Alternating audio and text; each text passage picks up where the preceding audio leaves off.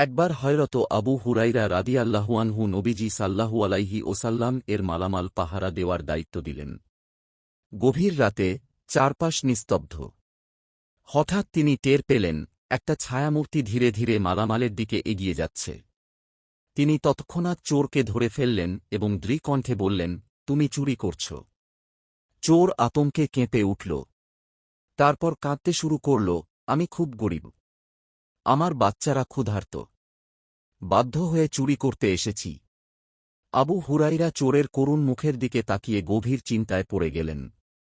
একটু থেমে বললেন, ঠিক আছে, যাও। কিন্তু আর চুরি করো না। পরদিন সকালে নবীজির কাছে গেলে তিনি একটু মুচকি হেসে বললেন, আবু হুরায়রা, তোমার বন্দির কি হল? আবু হুরায়রা মাথা নিচু করে বললেন, হে আল্লাহর রাসূল, সে খুব গরীব ছিল, তাই দয়া করে ছেড়ে দিয়েছি। নবীজি এবার গম্ভীর কণ্ঠে বললেন, সে মিথ্যা বলেছে। সে আবার আসবে। আবু হুরায়রা চমকে গেলেন। পরদিন রাত। আবু হুরায়রা এবার আরও সতর্ক। এবং ঠিকই, সেই চোর আবার এল। তিনি সঙ্গে সঙ্গে তাকে ধরে ফেললেন, আবার চুরি। এবার কিন্তু আমি ছেড়ে দেব না। কিন্তু চোর আবারও কেঁদে ফেলল, আমি সত্যি বলছি, আমি আর কখনো চুরি করব না। আমাকে একবার সুযোগ দিন। আবু হুরায়রা দীর্ঘশ্বাস ফেলে বললেন, আচ্ছা, যাও। কিন্তু এবারই শেষ। পরদিন সকালে নবীজি আবার প্রশ্ন করলেন, আবু হুরায়রা, তোমার বন্দির কি হল? আবু হুরায়রা লজ্জিত মুখে বললেন, হে রাসূলুল্লাহ, আমি আবার তাকে ছেড়ে দিয়েছি। নবী এবার মুচকি হেসে বললেন, সে আবার আসবে। তৃতীয় দিন। গভীর রাত। আবু হুরায়রা এবার শক্ত হাতে পাহারা দিচ্ছেন।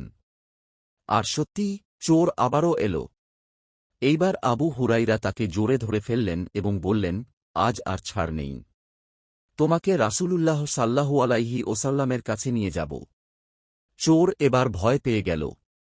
সে কাঁপা কাঁপা কণ্ঠে বলল, দয়া করুন। আমি যদি আপনাকে একটা গোপন কথা বলে দিই, তবে কি আমাকে ছেড়ে দেবেন? আবু হুরায়রা বললেন, কি কথা? চোর নিচু গলায় ফিস করে বলল, যদি তুমি রাতে ঘুমানোর আগে আয়াতুল কুরসি পড়ে নাও, তাহলে আল্লাহ তোমার জন্য একজন ফেরেশতা নিযুক্ত করবেন, আর শয়তান তোমার ধারে কাছেও আসতে পারবে না।